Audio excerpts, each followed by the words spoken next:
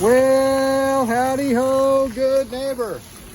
That's right, our system is draining and we got another repair to do at this undisclosed location. So let me show you what we're doing today. That thing's draining. I'll go open the inspector's test. And as I look both ways, you gotta look both ways because there's a lot of forklift traffic here. And yeah, let me turn the camera around. You can see that I don't need to get on the genie lift today. But there's that forklift traffic I'm talking about way down there. But you never know when that forklift is going to come zooming by. So when you're working in a warehouse, I probably should have my reflective vest on, but let's go show you what I'm doing. Let's get to work.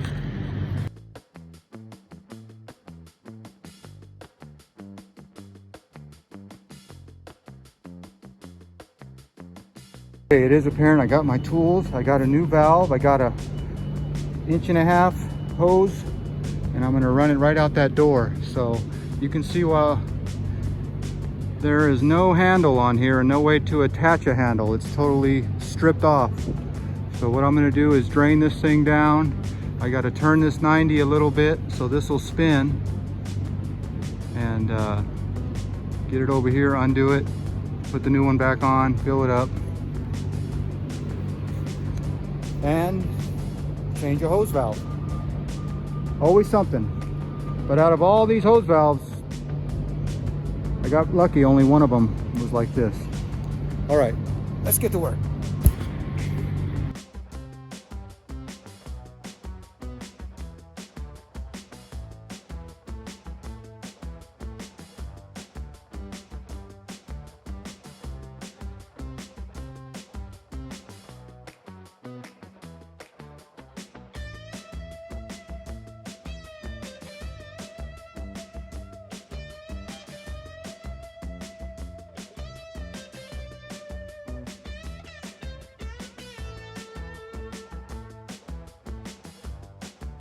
So I just set off all the strobes and alarms and bells and whistles. The reason why is I pegged this flow switch, but there's no check valve in here. So when I fill up this system drains. And then when I fill up this system, they both fill. So yeah, you see all these strobes? Imagine all the bells and whistles going off too. It's not fun to clear out a building. But if you're gonna have a riser with no check valve, I already know this. I don't know why I didn't see that. You need to peg both flow switches. Damn it, Jim. Well, howdy ho, good neighbor. There you go. 1.5 inch hose valve replaced. So there you go. Take a picture of that and we'll call it good. But the problem I always have is all these old Vicks. Oh, let me get a rag here. Rag? What do I need a rag for? Well, when you drain down these old Vicks, Vic couplings, these are old and they haven't had water taken off of them. Taken off? Yeah, they haven't been depressurized in a long time. So now when they get repressurized, you see that drip on the ground or drips? Yeah, so I gotta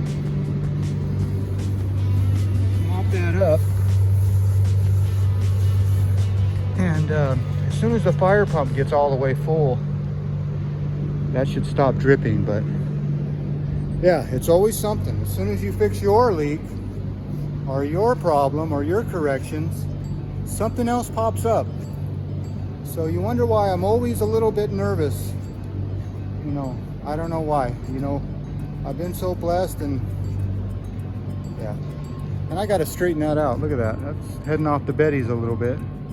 I'll straighten that out and call it good. Keep an eye on that little drip. Well, as always, I'd like to thank you again for coming along with me on these hose valve adventures. You know, all my screenshots on YouTube are on my face because it takes the screenshot at the beginning of the video, in the middle, and the last, and usually is my face of those. So I'm ending this video with this hose valve like this. So hopefully the screenshot will be a hose valve. Well, as always, I'd like to thank you again for coming along with me on these hose valve adventures. And they are adventures. You know the drill. Peace, love, and all that hose valve jazz. Bye-bye, everybody.